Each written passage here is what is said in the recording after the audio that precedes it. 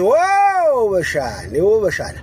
UCommissioner wamaphoyisa kwaZulu Natal ubashana uGenerali uLieutenant Nhlanhla Mkhwanazi inkwali yenkosi ubashana. Inkunzi yamalunda wobashana uBhejane oshaya ngophondo lweyibazi wobashana. Okudala kwasuhlaba phansi wobashana kugupheka amaliba wobashana kugqishwa abantu wobashana. Wobashana inkunzi eyangena ngebhuzi eThekwini wobashana kwashipha ama-owner wobashana athi awusixolele bhuti akuthini esisuzile.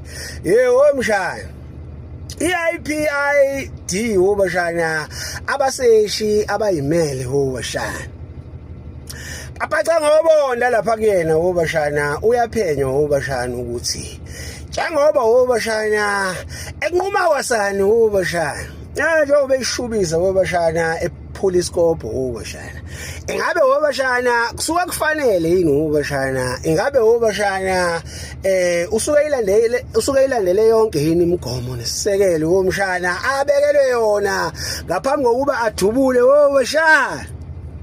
Wobashana bafuna ukwazi ukuthi usithathaphi uMkhwanazi sibindi singaka wobashana.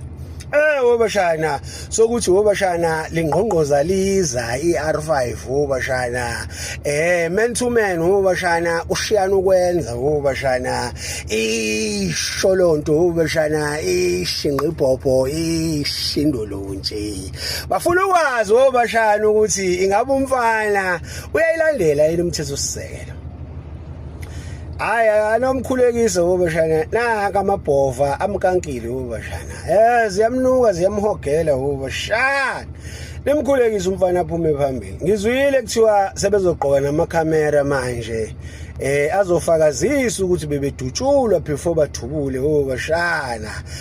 Uya ngokuqina umthetho laphana kuMkhwanazi yize eyinikele emphakathini ukusebenzela kodwa kukhona abambhekile abambeka into encane wobashana sholonto kuyena wobashana lo kyo blarm thukas.